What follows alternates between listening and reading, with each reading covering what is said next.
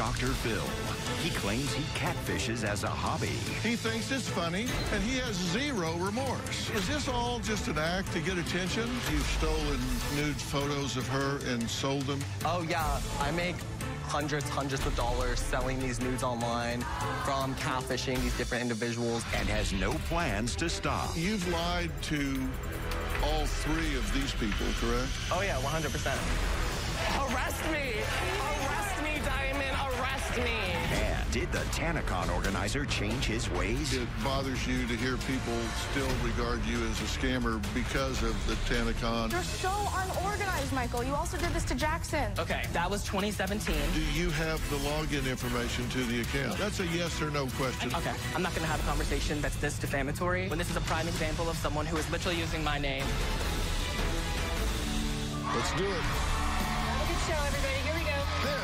This is a safe place to talk about hard things. Stand by. We'll count you down. Today is going to be a changing day in your life. 5, 4. Get ready to take care of you.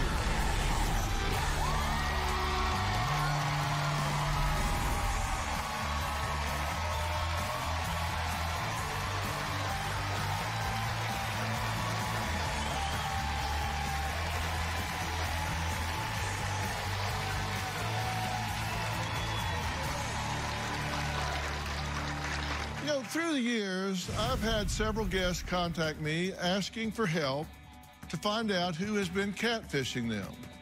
And today is a bit of a different story. This time around, the catfish himself has reached out to me stating that he does it as a hobby. He thinks it's funny, and he has zero remorse. Now, is this all just an act to get attention? Well, a few of his victims are here today to face this catfish who goes by the name White Plastic. They say his catfishing has turned dangerous, and yet there have been zero consequences for his actions. About a year ago, I got a text message. They were pretending to be this big YouTuber named Steve Will Do It. One thing led to another. It started getting really freaky and intimate. I thought I was in love. A few months ago, I reached out to James Charles trying to get an editing job. He actually asked for people to leave their contact information, and 5 minutes later, I got a text. 4 months ago, I got a text. They said they were Montero, which I know is Lil Nas X's real name. I was confused on how Lil Nas X would reach out to me, like how he would get my number. But we shared a mutual friend, and I kind of made sense. I thought I was in love. We would have very erotic conversations. My reaction at first was skeptical, but I actually asked him if he could join me on a FaceTime call. I saw James's face, and he said, "Hi, how are you? Can you actually give me a second? I'll call you back." But I never received a call back. So I said, you know, why can't we meet? Like, what's going on here? I said, hey, why don't we hang out? Why don't we link up? Why don't we meet somewhere public? But eventually, he just ghosted me. I was invited to a restaurant, and when I showed up, he never answered my calls. I actually used an IP grabber and sent it to him to get information about his name, phone number, and everything. I found out that it was somebody named White Plastic. I heard that he just does it to influencers, and this is his thing. 5 days later, I got a text saying, hey, this is White Plastic. I was catfishing you. And I was like... White Plastic isn't just some random person. I actually know White Plastic very well. He became my makeup artist. I would get him job opportunities, but he stabbed me in the back. I gave this person my address, I sent them money, and I also told them where I lived. I don't know what this person's capable of doing with my information, but it's definitely really scary. White Plastic admitted that he's been selling my pictures online for money, gift cards. He's been posting on these BBW fetish sites. It's disturbing. I wouldn't want to be on those sites. I'm not a porn star. It's very dangerous. White Plastic took advantage of me and my emotions. Yeah, I'm pissed off. Okay, guys, welcome. Hi. I'm glad you're here, and I'm sorry that you need to be. So, let me start with you. Diamond, you say you were friends. Yeah. You knew this person. Oh, I knew him. You had actually hired him to do work? Makeup artist. So you would see him at a job or something, and then he would be contacting you as a false identity. Yeah, he would be... At the same time? Yeah, he would be, like, at my house and ask me for pictures as Steve. And I had no idea. I was blindsided by the fact that it was white plastic, somebody I knew, you know? Yeah. And, Lars, you didn't know him at all, and he pretended to be... So he pretended to be James Charles? Yeah, I've never met him. I don't know anyone who knows him. I've never seen his face. Like, I don't know how he knows who I am. Why do you think he chose you? Well, I did leave my phone number in a public comment section, but it was only up for like 30 seconds. And when I got the text, I didn't know that it would be the person who I wasn't reaching out to. Like, it was so random. But, I mean, I'm just gonna be more careful because clearly random strangers on the internet will have a vendetta against you without even seeing you before. And then William, he pretended to be somebody completely different with you. Yeah, he pretended to be Lil Nas X. I mean, I thought he was really him, and both of his brothers also followed me on Instagram, so it made it more official for me to believe it. So I hit them up, and I was like, that's cool. And so I was like, let's go to his release party, let's meet. He's like, yeah. I said, hey, when do you want to meet? All of a sudden, he ghosted me. He has victimized all three of you. Period. And he thinks this is funny. Lars, he set up meetings with you at Nobu, at the airport. I had paid him money, too, to get the reservation. So that's how he got my credit card info, because he actually wanted it through wire transfer. What did you need money for a reservation for? That's just what he said. But at the time, like, I believed it because he literally FaceTimed me, but it ended up being like a video of a video on the FaceTime, but I literally saw his face and everything, so why would I not believe him? Okay, but yeah, that's an important point. You FaceTimed him and it came up and it was James Charles' picture. And this was the first day that we started talking, so I never asked to see him after that. Now, this white plastic, he's got certain celebrities he uses to catfish people with, like Lil Nas X, James Charles, Steve will do it, Jeffree Star. He pretends to be these people to reach out to others to get them to pay attention, I guess. And coming up, we're about to meet the catfisher himself that calls himself White Plastic. He says catfishing is his second business, and it has become one of his favorite hobbies.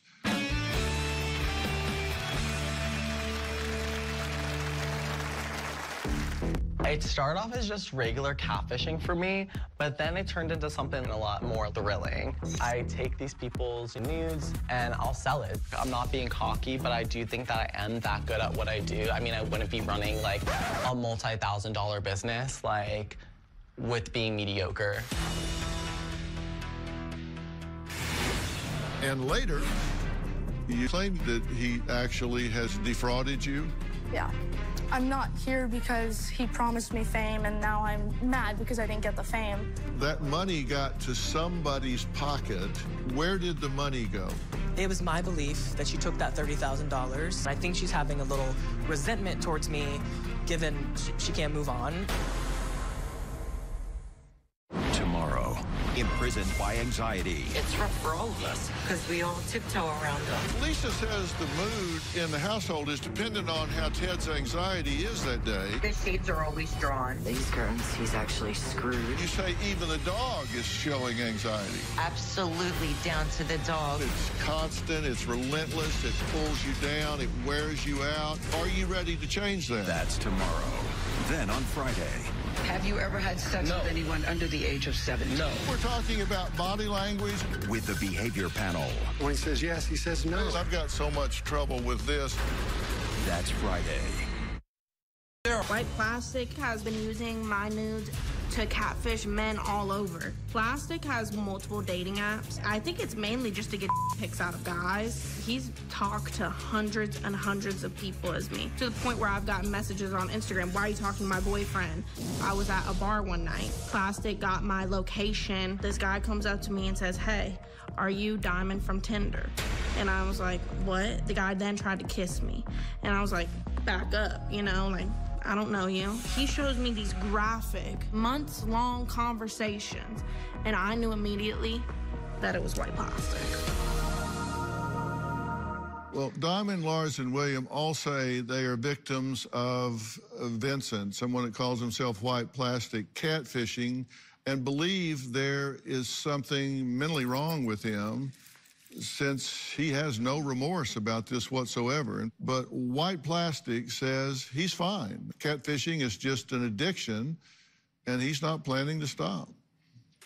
I've been catfishing people for a couple of years now. I've probably catfished hundreds of people. It's definitely like an activity. It's people like to play football, people like to go fishing. I guess I'm just a catfisher. It's just my thing.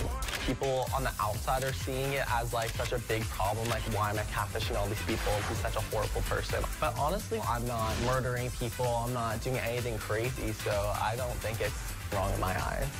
After I pick my victim, I'll just start to psychoanalyze. So it's all about outsmarting someone. This is deep. Like, this is a business. Like, I have people on, like, payroll. I take these people's nudes and I'll sell it to all these different platforms that have ways that you can sell people's nudes. I'm not being cocky, but I do think that I am that good at what I do. I mean, I wouldn't be running, like, a multi-thousand-dollar business, like, with being mediocre. It started off as just regular catfishing for me, but then it turned into something a lot bigger and a lot more thrilling. Why am I catfishing regular people when I can be doing it on people that actually are entertaining?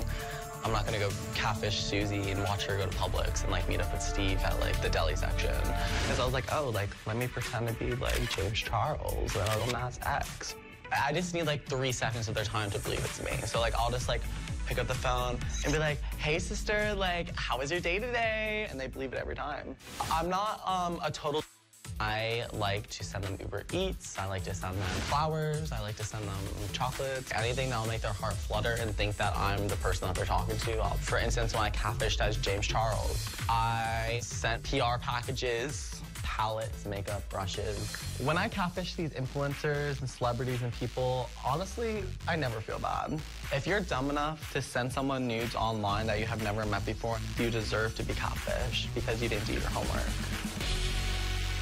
You say you do this for both entertainment and profit. Correct. I make hundreds of dollars selling these nudes online from catfishing these different individuals that I have people on like my payroll that I pay to get numbers, to get addies, to get everything that I need so that I can be successful and be rich. Well, in your tape, you said thousands and thousands of dollars, and now you're saying hundreds and hundreds, which is it? It's more like hundreds, and then it like gets into the thousands. So it sometimes peaks at thousands, but it's like hundreds. You've lied to all 3 of these people, correct? Oh yeah, 100%.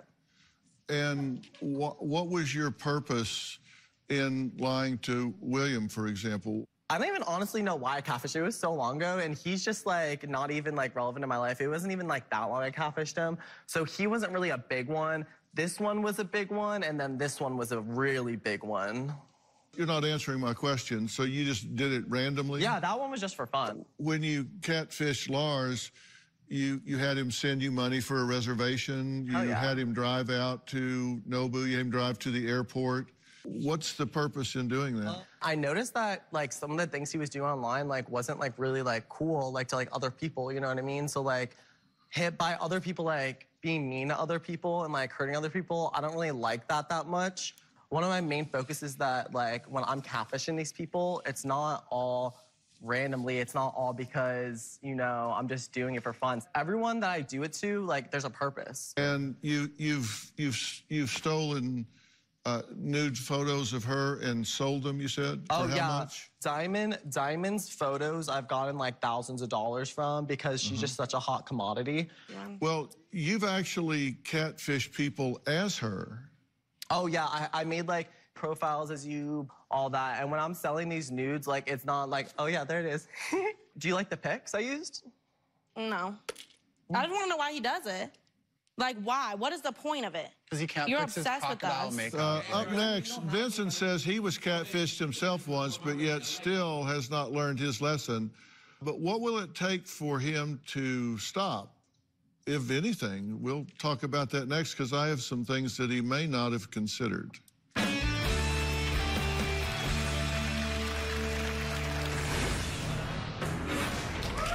Arrest me!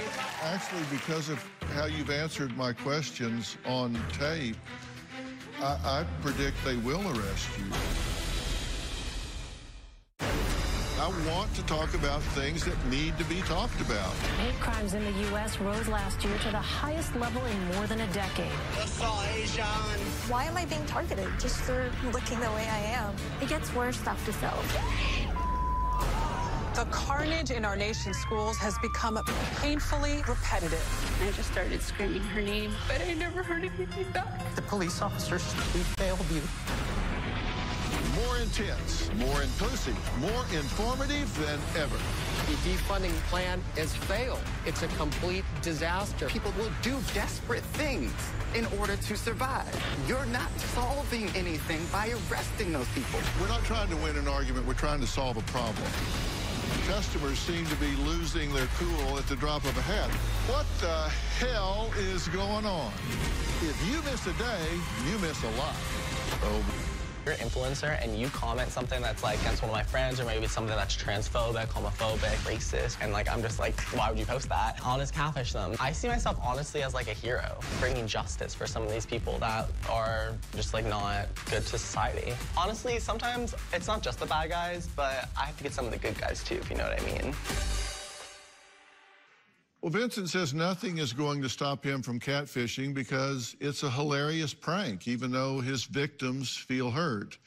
But Vincent says he'll attack negative influencers who are bad for society. So what he's doing is actually for good. Like he's some kind of moral police on the internet hitting out at people that are doing bad on the internet. But now you have catfished Diamond as someone else. You pretended to be someone else. Yeah, and gotten her to send you pictures? Yeah.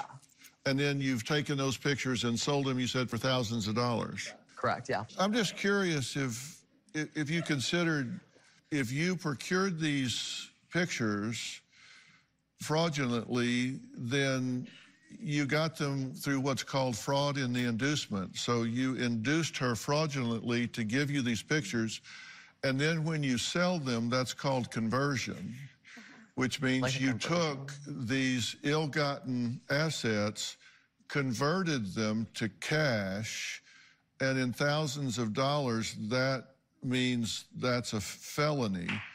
So, arrest me! Actually, because of how you've answered my questions on tape, I predict they will arrest you. Oh, I hope. This is a very serious crime. I would predict that they would be very interested in you swearing out a complaint about this. Get the thousands of dollars. I got you again. Get the thousands of dollars. It's a credit card with all the money on it that I stole from you, and you can pay for the court fees with it. I know this is in the negative. You can pay for the court fees with it, baby. You can pay for the court fees. You ain't even gonna have no money. We don't. I don't have a job. You said your job was in stealing images and selling nude photos from other people. Yeah, that's my job. Your job. I do have a job. And you said you're so good in it that you actually have an enterprise because you have employees that work for you to do this. Yes. Right? Correct. Your business is to defraud people for money. My business is not to defraud people for money. It's just taking what they've already done and just maximizing like my maximal potential. Like the people that I come after that are my victims, they're not, you know, they already have their stuff out there, some of them, most of them. So well, it's a little hard to unring that bell. Coming up, is there hope that Vincent might see the error of his ways here and stop catfishing others? We'll talk about that after the break.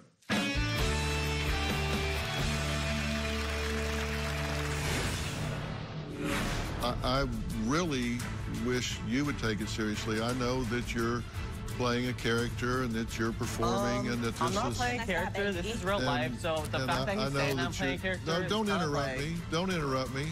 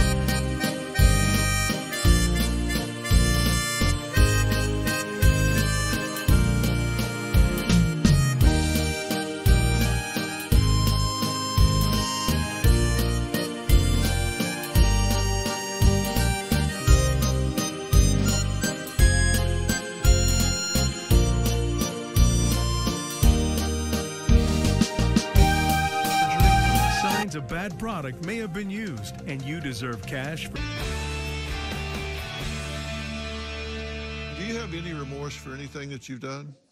No, I don't have any remorse because, like I said before, honestly, like, everything I do is justifiable. A lot of the stuff, you know, that I know truthfully, like, behind the scenes, like, I know, like, every one of these individual people, why, you know, what they did and what they've been doing, and, like, they do have, like, their nudes online. They do have different things going on. That's the reason why I catfish them. But, girl, just because we got our nudes online, that don't mean you can take them from us and sell them. Yeah, but you gotta get permission from us. You gotta get permission from us. I really seriously wish you would take it seriously. I know that you're playing a character and that you're performing and that this is... I'm not playing character. This is real life. So the fact that he's saying I'm playing character... No, don't interrupt me. Don't interrupt me. I really hope that when you get home and you have an opportunity to reflect on this, that you really take stock and consider the fact that, you know, a prank is a prank, but there is a line that you cross that can have ramifications, and I hope you seek some legal counsel about that.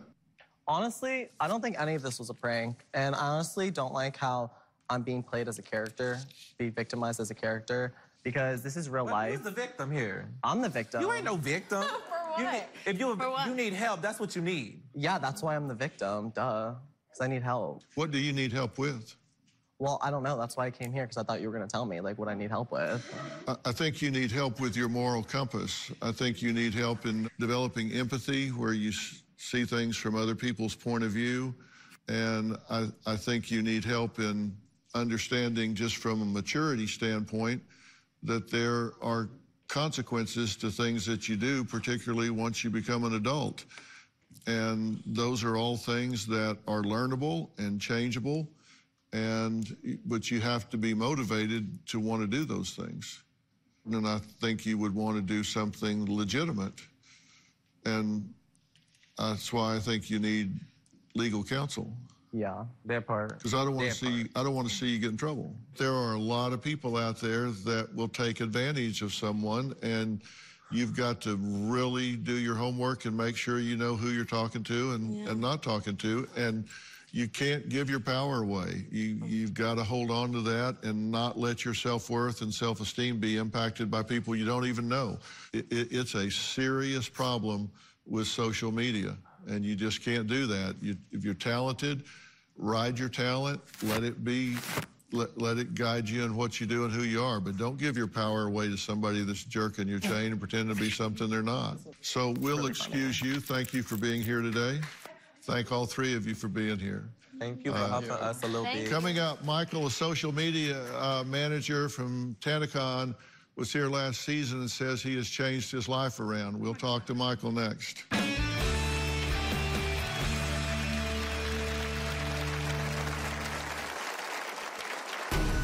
When it comes down to it, there's a really deep, dark, twisted, satanic side of Michael. This is so beneath me. I'm not going to talk about someone calling me satanic. If you have one person, two person, three people, four people that all have a common thread in their experience, the common thread is you. Closed captioning provided by Michael says he suffered severe backlash, hatred, and harassment ever since his company organized the notorious TanaCon event that failed. Michael was on my stage last season where he says he received death threats and hate mail on social media and even face-to-face confrontations with some of the attendees, clients, and employees. Take a look at what happened. The first few hours of TanaCon went off flawlessly. And then my assistant runs up to me in a panic. The hotel had shut the doors. There were 20,000 people outside waiting to get in. I was getting death threats. I was painted as an evil villain. I was forced to file Chapter 7 bankruptcy. I felt like the safety of attendees wasn't even thought of. I'm not here to relive the past or talk to you about those kind of things. I'm here to heal. I'm surprised by your attitude now, because you say you want to heal, but yet you're obviously very angry. I am. Michael has gone from being the golden boy in the industry to literally becoming a scam artist. I've seen him make multiple employees cry due to verbal abuse, embarrassment. If I say anything, it's only to drive my employees. How many times must you make somebody cry, though? Allie says her relationship with Michael is frightening, as he has even physically attacked her in the past. The way I was addressed started to become verbally abusive. You're my subordinate. You will obey me. I own you. It did get physical. When it comes down to it, there's a really deep, dark, twisted, satanic side of Michael. This is so beneath me. I'm not going to talk about someone calling me satanic. Literally not worth my time. I think that there's a common denominator. Look, if you have one person, two person, three people, four people that all have a common thread in their experience, the common thread is you. My next guest, Jackson, says he was only 17 when he met Michael, who promised to build his social media career. One of our business deals was to start a clothing line together. Michael and I had 2 bank accounts set up. There was about $35,000. Michael was actually just pocketing the money. People were blaming me and saying that I was the one ripping people off, but it was actually Michael. Jackson. Like what? Did I do everything for your brand that you wanted? No! Okay, well, that's laughable. I named the clothing line. And then why did nobody get the clothes? I don't know. What I expected from you was to come in and say, I had really good intentions, but obviously I blew it. And you've said none of that. I did apologize, and I have. No, you didn't apologize. You gave an excuse cloaked as an apology with no genuine remorse whatsoever. Well, since then, Michael has reached out to me again to discuss how things have changed in his life for the positive and how he wants to create a better platform for himself and his business. Is he telling the truth now, or is he in denial?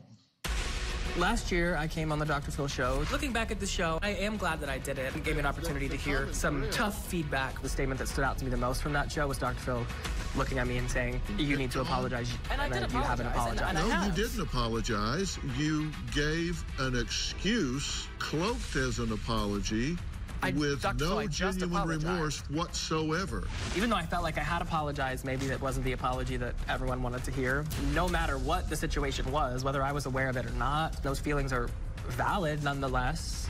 A lot has definitely changed since the show. It was definitely an eye-opening experience. I think a lesson that I learned on the show last time is that the truth isn't always what it seems. I try to just live and be myself and not find validation in what other people think about me. I surround myself with people who love and inspire me and help me be a better version of myself. I think it's time for the world to realize that self-love is more important than a like on Instagram. Well, Michael, it's good to see you again. It's good to see you. Thanks for having me. A lot has happened since I saw you last. A lot has happened. Definitely am a lot more selective about the people that I work with, given the illuminating experience of last time. It's been crazy, to say the least.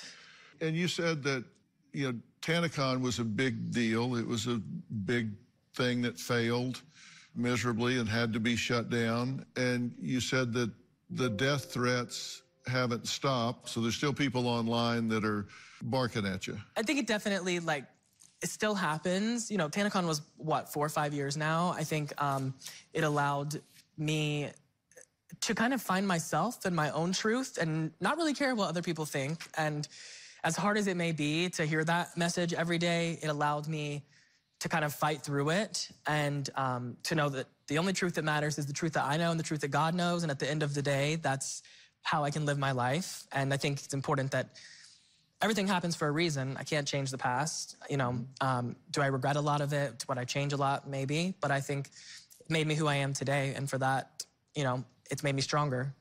You say it bothers you to hear people still regard you as a scammer because of the TanaCon and the confrontations that came out of that. No matter what mistakes I made in my past, it definitely still hurts when people don't give me a chance now, but it also has made me resilient. I can definitely hear the word no 100 times a day and know that I'm not going to give up. Well, I know Michael is concerned about facing people from his past. We told him a former client has also reached out and wants to talk. I strongly advise that he stick around so we can hear both sides of this story to get to the bottom of this, because I think if you're ever going to move past things, you have to deal with it. And we'll find out whether he wants to do that or whether he doesn't. We'll be right back.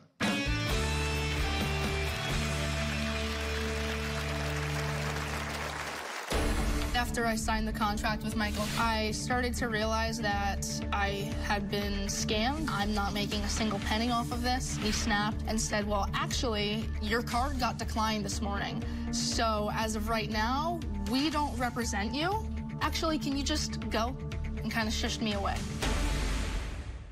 What if you... I'm not using this girl's name because I'm not going to allow her to bring attention to herself to get more followers. She's not a name on the internet. She's irrelevant. She might have some followers, but followers don't mean anything. Anyone can have 2 million followers on TikTok. There's a difference between that and being a voice of activism or having a platform.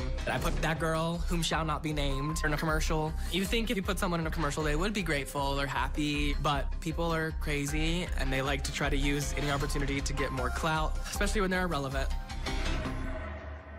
Well, Michael says he's changed his life around since the fiasco with his company role in the failed influencer event, TanaCon, but his former client, Kristen, says he's still up to his old ways. Now, she claims they had an agreement to promote her social media and clothing company, but it all came crashing down because of Michael's lies. Let's hear what she says on tape. I became a social media influencer back in June of 2020. I had 1.6 million followers on TikTok, 150,000 on Instagram, 30,000 on YouTube, and 10,000 on Snapchat. I realized that monetizing my social media was a thing that I could do. That's how I came up with Happy Ghost. In the first month, I had already grossed over $30,000 in sales. A few months later, Michael reached out and said that he wanted to be my social media manager. Michael told me that he knew an investor who was very interested I could become a millionaire. He would fly me out to Florida to go on his yacht, drive his BMW, and collaborate with other TikTokers out in Miami. 90% of the things he told me at the time I believed and I was stoked about. My contract with Michael stated that I would pay him $2,000 per month plus 10% of any revenues I generated, and then he was getting 100% of my clothing brand to reinvest. After I signed the contract, I called him and I said, I'm not comfortable giving you any money up front. Maybe prove yourself to me first. He immediately got nasty with me and said that I already signed the contract and I agreed, and that I had by midnight that night to send him $2,000. One day during our weekly meetings, he just snapped. He said, you're expecting too much. I have customers that pay me $50,000, $70,000, $100,000 a month. What you pay me is absolutely nothing. I started to realize that I had been scammed. And I said, look, I've been paying you for months now. You're not really upholding your side of the bargain, and I'm not making a single penny off of this. He snapped and said, well, actually, your card got declined this morning. So as of right now, we don't represent you. Actually, can you just go? And kind of shushed me away. At that point in time, I had given Michael about $10,000, and I didn't have anything to show for it. Very quickly, after I stopped talking to Michael, I started receiving emails from customers saying that they hadn't received their hoodies. I don't know where the money was going, but I know that people were placing orders and they weren't receiving them. Michael had access to my website, but I didn't. I know Michael is 100% responsible for all of this. I am no longer in social media. I don't have a clothing brand anymore. I struggle to pay my bills. I want people to know that when you're signing with him, you are quite literally signing your life away. Now, she says she's mistreated by you. She's here. I'm going to talk to her. Do you want to stay here while I talk to her? I will hear it out. It is very evident that this is a prime example of what people react when they're not guaranteed fame, and everyone's entitled to it. But I'm happy to open a conversation. All right, well, let's bring Kristen out.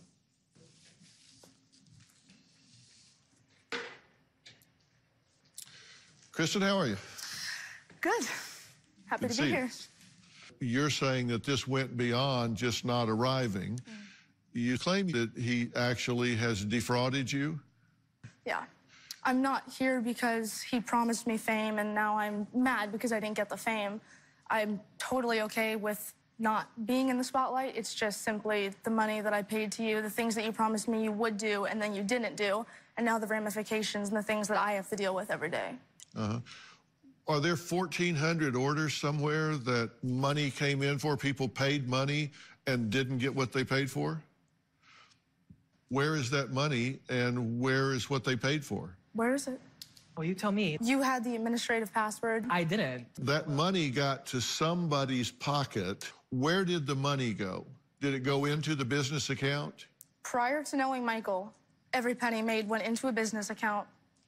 Everything was taken care of. There were no orders that weren't shipped out. I was doing everything by hand. I was very on top of it. I was 17. I was so excited to have a clothing brand. So that's not true, because we started getting messages from fans saying, hey, we ordered from your client, Kristen, and we haven't received our product. It was my belief that she took that $30,000 instead of buying more product and failed to ship out the orders, which created a problem. And I think she's having a little resentment towards me, given she can't move on. Would you like the pictures, Michael? Because I have thousands of hoodies and sweatpants sitting in my closet in my bedroom. Then why haven't you shipped them out? I didn't ship out the orders that you had access to. I don't have your order. You had the login. I literally How didn't. was I supposed to make the orders and send them out if you didn't tell me? Dr. Phil ordered a hoodie. If you don't tell me, you're that line of communication. I think this is a prime example. And then you ended the contract, and I'm getting blamed for it. On and like to use my name to continue to bash me when they're resentful. Well, it seems very simple to me. If a customer pays X to get Y, it's very simple. That somebody is in charge of shipping that out. And I'm asking this question on behalf of 1,400 people that sent money in. Where's their stuff? The items are sitting in the closet at my house. Okay. I do not have addresses or names or the money to send them out because Michael had access to that information. Do you have the login information to the account? The last I had... That's a yes or no question. I mean, that's not an essay question. I had access to it on my account because she hasn't removed me, but she does too. I do not have access to log in or do anything. If you would like to send me the order, the confirmations, the emails, the addresses, I would be more than happy I don't have that. to send these orders out. All I can see is... somebody does. It's her information. I literally can't get it. Then where is it? Shopify. You're but it's so her Shopify. unorganized, Michael. You also did this to Jackson. Okay. Jackson. That was 2017. It was the exact same thing. You filed bankruptcy. Okay. I'm not going to have a conversation that's this defamatory when this is a prime example of someone who is literally using my name. This is what I said in my interview. Do whatever you want to do. This girl is committing fraud. And now he's doing it on live TV. You just need to answer my questions. I think she should respond to my attorney. I think you should move on. I responded to your attorney. I think you should refund all 14 people. I responded to your attorney. We'll be right back.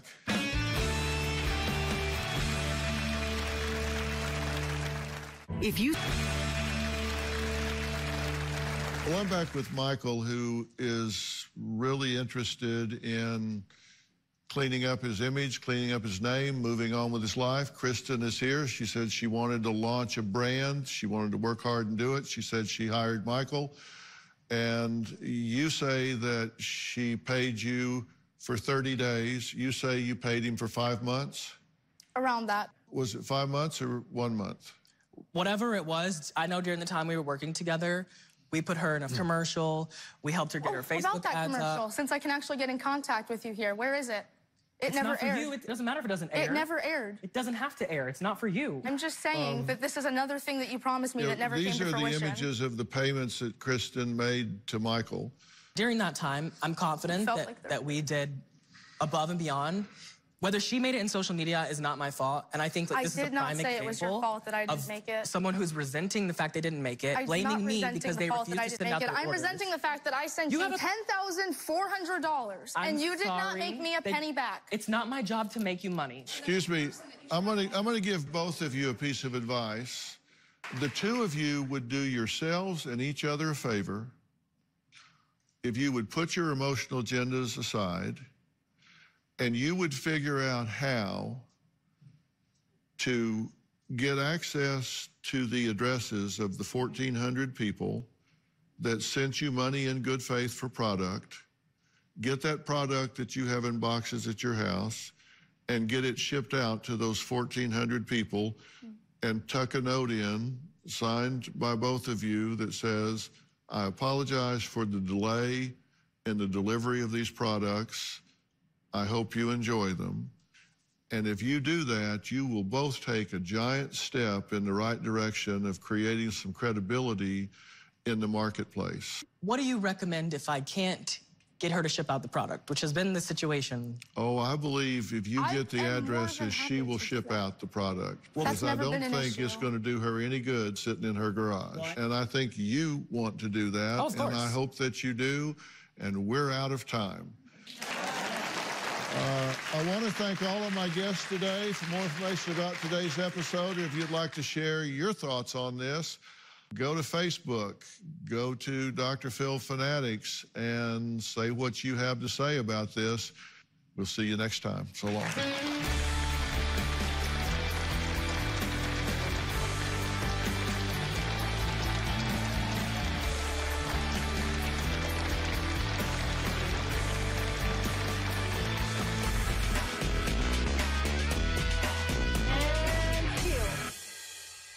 This will be all her unfulfilled orders, and I was like, oh my God, you're not shipping out any of your orders. 1,445 orders. Like, I literally stopped working with this girl because she refused to send them. Now she's gonna blame it all on me? No, sir. So what happens if you click one of their names? I don't know. Oh, there's their address. Well, I guess. Oh, well, I don't have access to the addresses. You don't have access to the address? If you would like to send me the order, the confirmations, the emails, the addresses, I would be more than happy. Well, I don't have that. So you have access to their addresses. Would you be willing to explain to her how to access these addresses? If you sit down with her right now? And yes, I literally tell her, because I did. I got her the 1,400 orders. I did my job, I advertised it. Period. Thank you, Michael. Appreciate you putting me in a commercial. Now it's on you, girl. So